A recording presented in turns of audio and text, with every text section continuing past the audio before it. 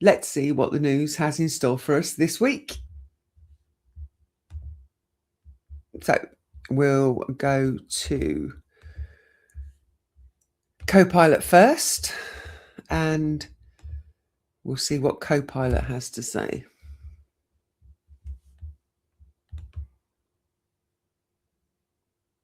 So, Copilot, show me the top UK news stories for the past 7 days. Exclude mainstream media in favour of alternative outlets. Politics and political shifts. Now, I just have to say, my prediction came true. If you're a follower of me when it comes to the News Hub, I've been saying, I think probably towards the end of last year, I mentioned that Starmer was having a really hard time and had a terrible year. And I also said that I predicted that he was going to have a terrible 2026 as well. And part of that prediction was that he wouldn't be in power really past June, maybe into July. And what do you know?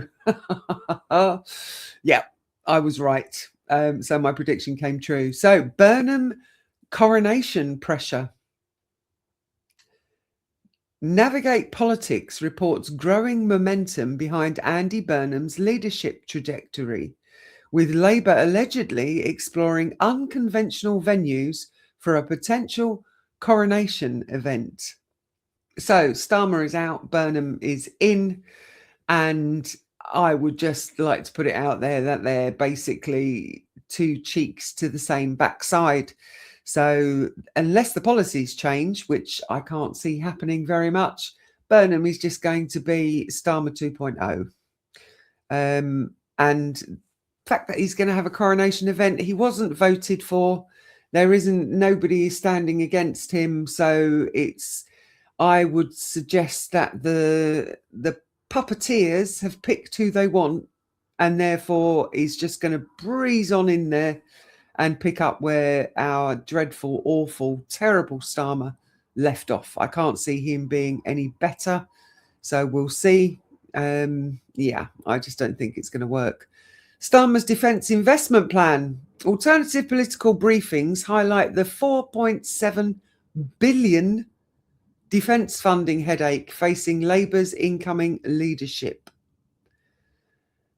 Well, if we can keep parcelling off billions to Ukraine and quite happily have our people, our citizens in this country suffer generally from the economic crisis, I'm sure they'll be able to find the 4.7 billion defence funding that they're looking for.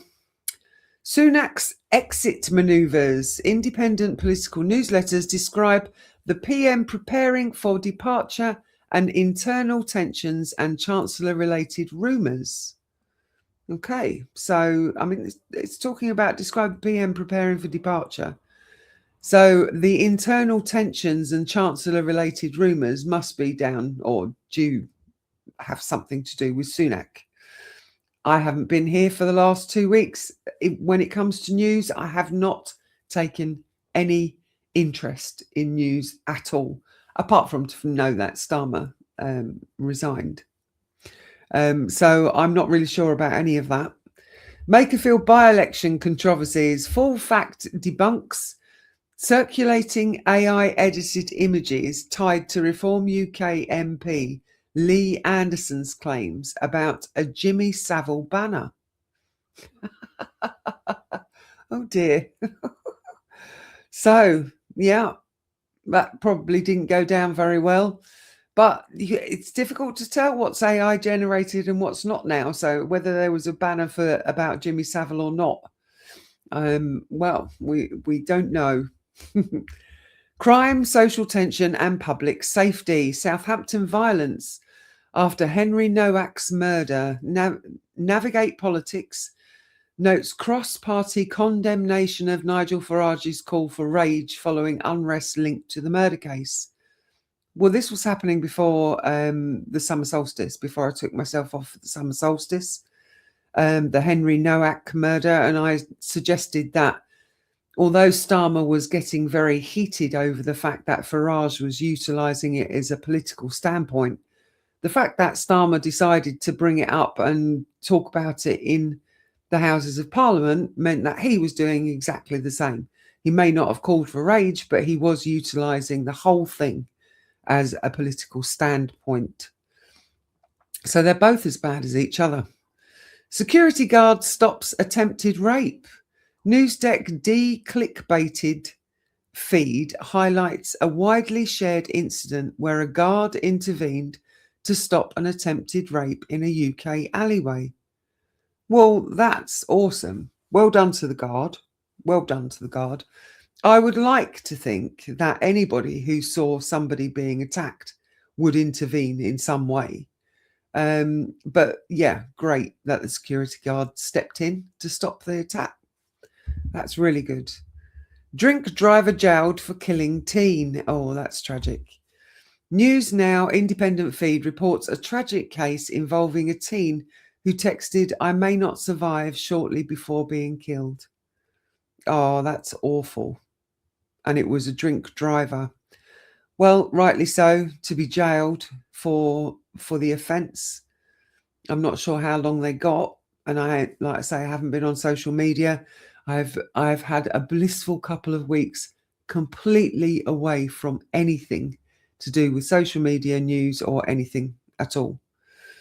Father suspected of murdering wife and daughters.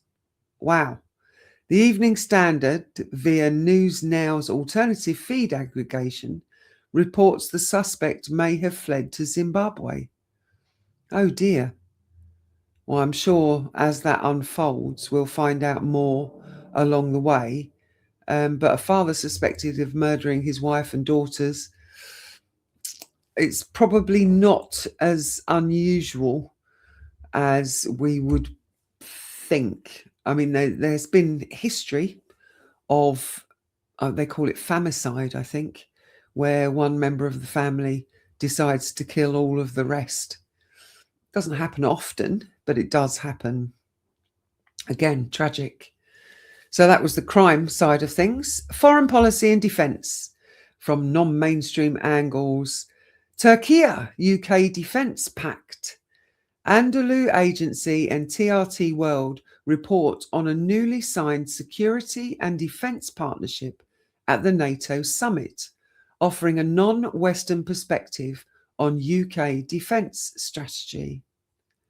So, UK Defence Pact with Turkey, formerly known as Turkey, but it's Turkey now. Again, don't really know anything about this. We have some form of hidden agreement with the Israeli government. So it would be very interesting to know a little bit more about what the UK Defence Pact is now with Turkey, because Israel has deemed Turkey as the next great big threat. So after it's finished genociding Lebanon, its intention is to start fighting Turkey. After it's finished with Iran, which has evidently all finished now, it keeps saying that Turkey is the next great big threat. So the fact that we've got a defence pact with Turkey and we also have a hidden pact with Israel could be worth having a bit of a dive into, but not from a health and wellbeing point of view. Finland PM criticises UK leadership instability. Along with the rest of our country, mate. The rest of the citizens in the UK are criticising the UK leadership instability. The Independent's feed via News Now captures international criticism of the UK's frequent leadership changes. Yes, because we just keep getting another cheek to the same backside, and the people don't want it. The people don't want it. We don't want the policies. Everything that Labour said they were going to do, they haven't done. And they have basically come into power and become a dictatorship. And that's not what the UK citizens wanted. If we call a general election, which is feasible, could be done, we're still going to be governed by the puppet masters that hold the strings to our puppeticians, because there isn't one that doesn't bow down to the billionaires. And it's tragic. Our politics is tragic in this country at the moment. And it's being shown on the world stage to be a complete farce. I would suggest that the UK is the laughingstock of the world at the moment when it comes to freedom of speech, when it comes to our politics, everything.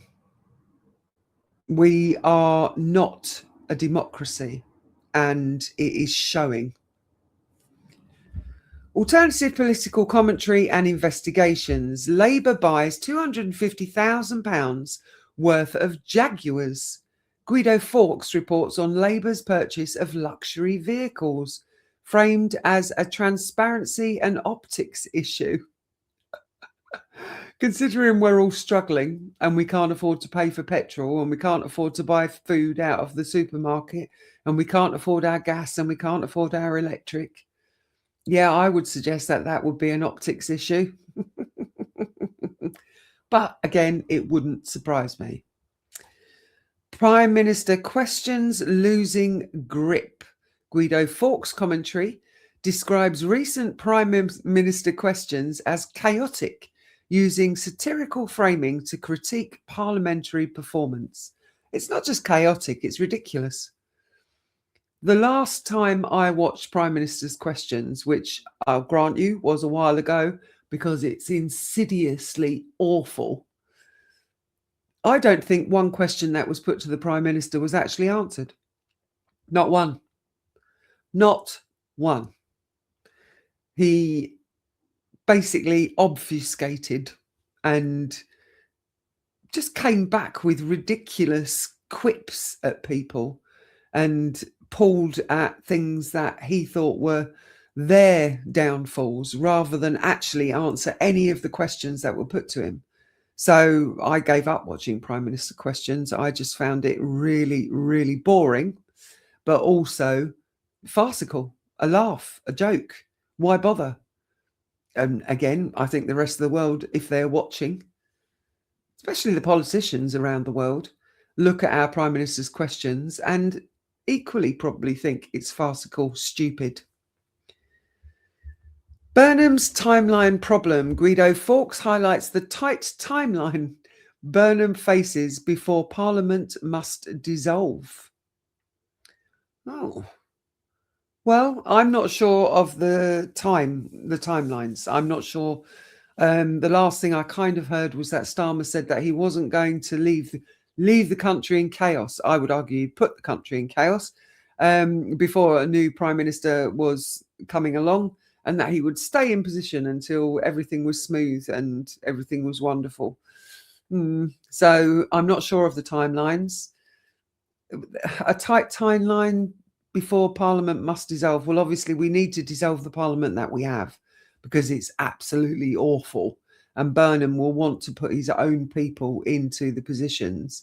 So thank God I'm hoping we lose Lammy, who's just an absolute idiot.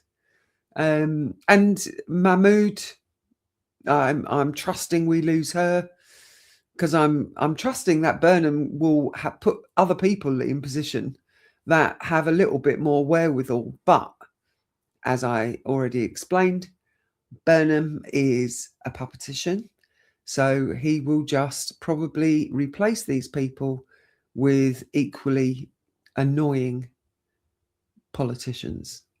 We'll see. Okay, fact-checking and misinformation. AI-generated migrant crossing video. Full fact confirms a viral video of a Royal Navy officer discussing sovereignty is AI-generated. There's a lot of AI-generated stuff going on at the moment. False claims about teen death at Sheffield protest. Full fact debunks rumours that a detained 17-year-old died after arrest. See, this is where, when it comes to the news, you really have to do your own research. You have to go into a dive, because a lot of the news is not real. Grimsby housing misinformation. Full fact refutes claims that new homes were purchased exclusively for immigrants. So it begs the question where these false narratives are coming from and who they set to serve. So if you're putting a false narrative out, it's because it serves a purpose for you in some way, shape or form. And I would suggest that this is another, all of these that have been shown to be misinformation is another way of keeping us arguing amongst ourselves and arguing at people in our communities. Because when it comes to immigrants and things like that, people have quite strong feelings about immigrants, but don't ever look at the politicians that are agreeing to ravage other people's countries, which is forcing them to come to our country. So they're looking at the symptom, not the cause. They're not arguing and shouting at the cause, which is our politicians. They want us to be arguing amongst ourselves because it serves a purpose for them if we do. Mislabeled crocodile attack arrest. Full fact clarifies that names circulating online are incorrect. Crocodile attack. Interesting. Okay. So that's it from Copilot. Nothing really from a health and well-being point of view, unless you're worried about getting attacked by a crocodile. But yeah, from a health and well-being point of view, nothing that I would take a deep dive into. The crime side of things, crime, social tension and public safety. Yeah, there's some tragedies there. And that kind of takes it to the fact that it's not all about politics this week, although there is a lot of politics in there. So thank you for that, Copilot. Now we will ask lovely Claude the same question. So show me the top UK news stories for the past 7 days. Exclude mainstream media. So here's a roundup drawn from Novara Media, Byline Times, Open Democracy, and The Canary. The big story: Starmer is out. Yes. Burnham is in. Oh. The dominant event of the past week is that Keir Starmer resigned as Prime Minister and Andy Burnham won the Makerfield by-election in what Novara called the by-election of the century, before pledging growth in every postcode as he heads to number 10. Independent outlets are framing this less as a fresh start than a continuation of the same problems. So I'm not on my own. I'm not sitting here all on my Todd thinking, oh, this is just going to be the same again, just in a different package. No, other people are saying the same. So lobbying concerns follow Burnham in. Open Democracy's investigation found that a lobbying firm led by James Purnell, reportedly being lined up for a key number 10 role, met government officials at least 13 times over 20 months while declaring almost no lobbying activity on its official register. Green leader Zach Polanski has called for Flint Global's client list to be published if Purnell takes the post. Okay. So we don't know what the post is at the moment. It just says a key role in number 10 or at number 10. So we'll keep an eye on it and see. But lobbying concerns generally, especially when it's from foreign countries, is an issue. I will go over, actually, just as a side note, but along that line, I told you a couple of weeks ago, before I took my hiatus for summer solstice, that on the 22nd of June, the government had decided that they were actually going to debate the petition that had been put in front of them by the people about Israeli influence and lobbying in our politics. And I said that I would try and watch it and that I would bring you information about it. Well, I tried not to be cynical. I did say that it was a good thing, but part of me thought, oh God, it's just going to be the same crap again. And I was right. It is the same crap again.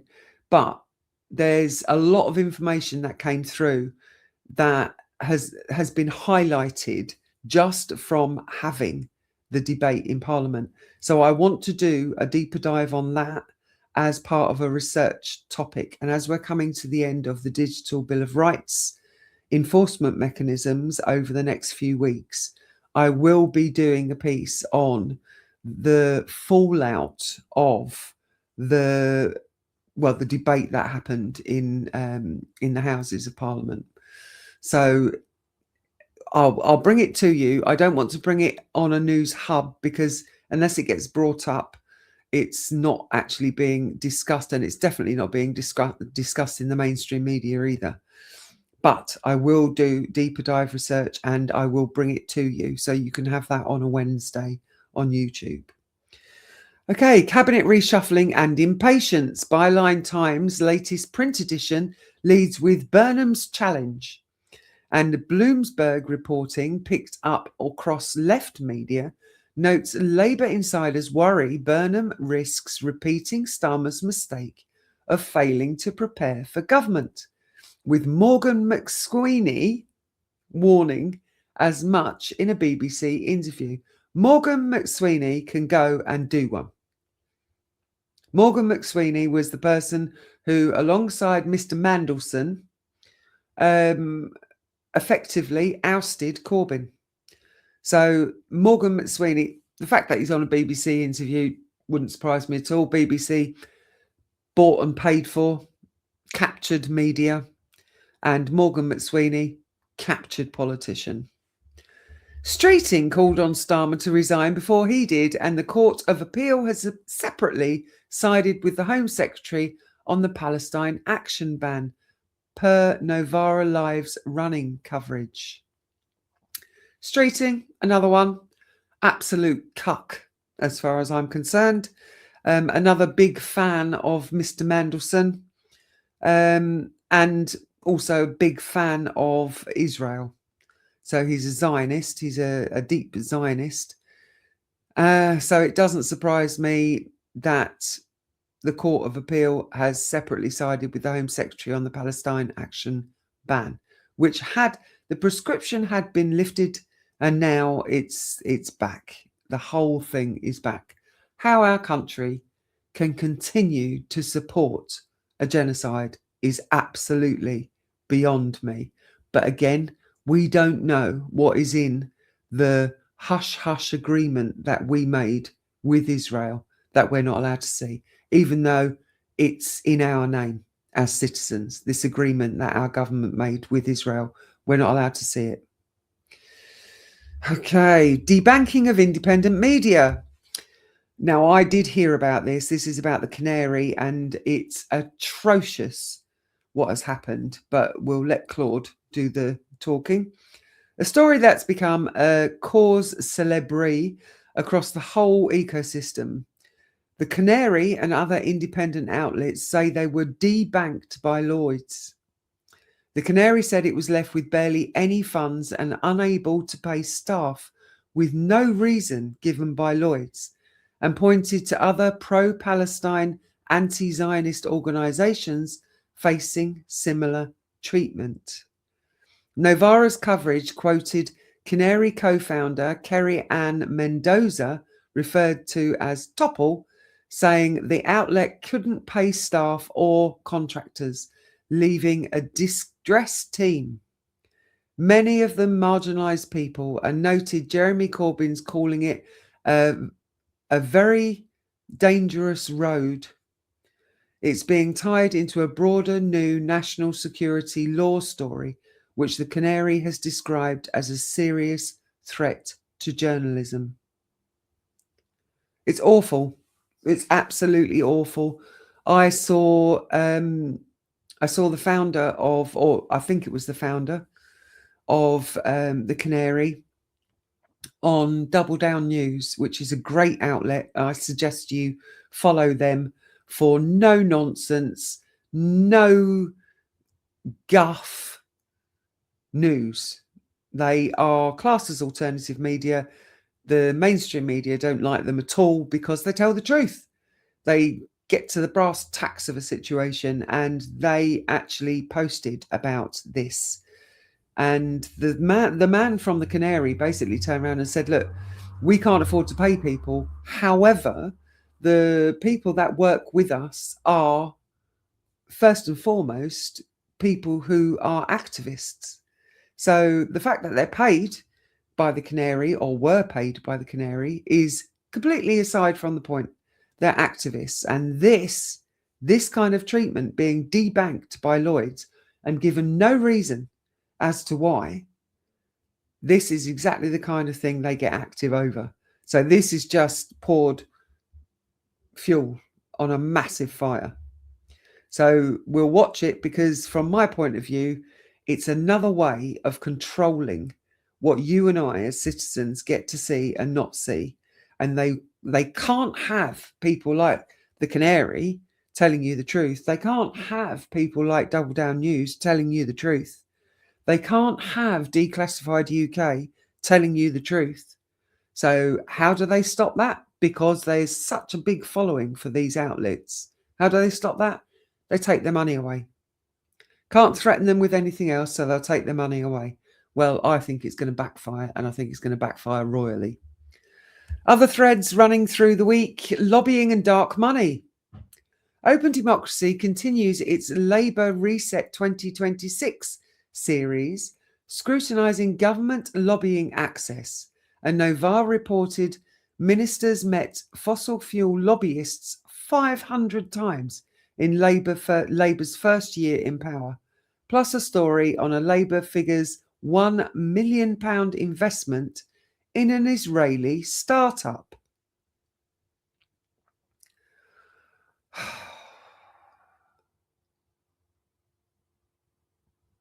We're not.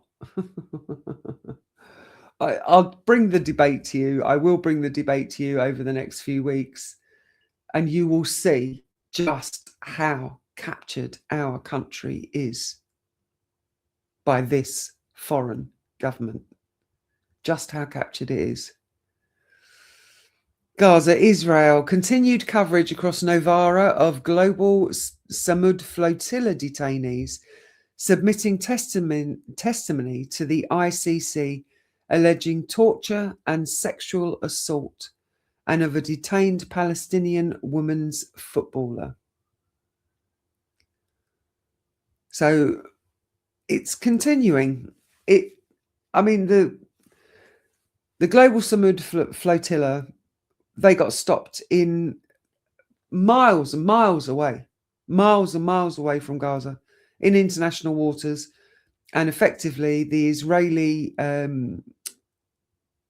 oppression forces, occupying forces, acted like pirates.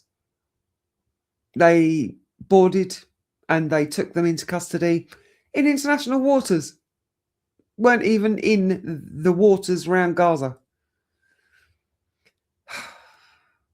Okay, Reform UK. Byline Times is running a Reform Uncovered investigative strand alongside its Burnham coverage. That could be interesting. Local ownership. A community buyout campaign trying to raise 15 million to bring an unnamed local asset into community ownership. Oh, well, that's interesting. I'm not sure what it is. Just says a buyout campaign. So I'm sure as that kind of gets a little bit further down the trot, we'll find out a little bit more about what that is. But local ownership, always a good thing. Always, always a good thing. So Claude says, given how fast moving the Burnham transition is, this is very much a live situation. Happy to dig deeper into any of the threads. Right, okay. And you can tell I've been talking to Claude about the petition, because it says, including tying it back to your ongoing e-petition research, if useful. So Claude has remembered that I'm researching the petition. Okay, thank you, Claude. Now we're on to Grok, and we'll ask Grok the same question. Oh, we'll get Grok's take on what's going on.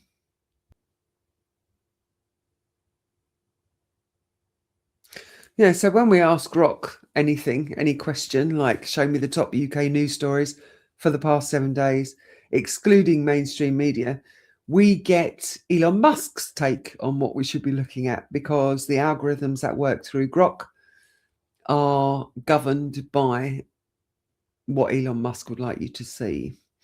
Although Grok does have a tendency to be a little bit more honest and a little bit more in depth than some of the other AIs. So, key UK news stories from the past 7 days, according to Grok. Nigel Farage resigns as Clacton MP, triggers by-election amid donation scandals. This was the biggest story in alternative UK circles. Reform UK leader Nigel Farage resigned his Clacton seat, forcing a by-election, which he says he'll contest. He framed it as a people versus the establishment fight and a response to scrutiny over undeclared gifts and benefits. Yes, it is a people versus the establishment. And Mr. Farage, you are part of the establishment. We, the general citizens of this country, are the people. Don't try and make out you're on our side, because we know you're not. Key triggers: a 5 million gift from crypto billionaire Christopher Harborne for security, per Farage, and ties to advisor George Cotterill, convicted fraudster. Parliamentary standards probes are involved. Farage denies wrongdoing and calls it political weaponisation. Well, I would suggest, if you're taking a £5 million gift from a crypto billionaire and you're also taking a load of money from, or you have ties to the advisor who's a convicted fraudster, I think there might be some wrongdoing there. I don't think it's political weaponisation. You would like it to be, but it's not. Reactions on X and alternative outlets are mixed. Supporters see it as fighting the system. Critics, including some right-leaning voices, call it a desperate stunt or ego-driven farce that has backfired. Count Binface and others are memed as potential spoilers. Labour's Rachel Reeves mocked it, arguing with the bin. She can go as well. Reform may face funding electoral law issues for the by-election. So this dominates street level and independent commentary with heavy X traffic on policing, immigration and anti-establishment sentiment. There is a lot of anti-establishment sentiment. Okay, the next one. Prince Harry loses High Court privacy case against Daily Mail publisher. Now, we covered this last year when we said that he was coming back into the country to give evidence. So let's see what Grok has to say, because Claude and Copilot didn't bring this up. Harry and others like Elton John, Baroness Lawrence, lost their lawsuit accusing Associated Newspapers, Daily Mail publisher, of unlawful information gathering, so hacking and blagging, over years. The judge dismissed all claims, saying they failed to prove allegations. The publisher called it a victory for a free press. I wouldn't say it's a free press. It's a captured press. It's not alternative media. Harry called it a whitewash in statements. Potential massive legal costs, 50 million for claimants. Wow. In alternative and X spaces, often framed as the end of Harry's tabloid battles or commentary on celebrity versus media power. Less dominant than Farage, but notable in broader two-tier or establishment critiques. So Grok's covering crime for us as well, much as Copilot did. Independent accounts heavily featured raw UK crime stories which get traction outside mainstream filters. Murders involving parents and kids, so that was the man that is believed to have run off to Zimbabwe. Stabbings, e.g. housemate killings in Birmingham and Smallheath. Dog attacks and gang-related shootings. It's all going on. Met Police updates like the officer who shot Chris Cabba facing no misconduct proceedings after regulatory changes. I didn't know anything about that. I would suggest if this is something that's come as an update, it happened a while ago. Viral videos of stop and search at stations and terrorism sentencing, neo-Nazi far-right cases. These reflect ongoing discussions on crime rates, policing effectiveness, two-tier justice and urban safety, common in non-mainstream UK discourse. Wow. So yeah, there's quite a lot of crime stuff that is going on about there. Like that's a lot. Okay. I mean, you guys going to the dogs, people.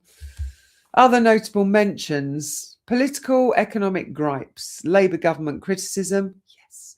Reeves taxes, net zero impacts migration. Farage drama amplified broader anti-Starmer sentiment. And broader context, low trust in news and media. Yes, no trust in news and media. None. Not low, none. With social platforms amplifying alternative takes. Yes. Me included. No single massive non-political event dominated independent spaces. Okay. So, yet again, not really a huge amount for me to deep dive into when it comes to health and well-being, but just another week of it. It's almost like I've been sitting here every week because it's the same kind of stuff, even though the last 2 weeks I've taken a hiatus from our social media and a hiatus from the news. When you come and dip your toe back in, it's all the same old crap again. So that was the news for this week.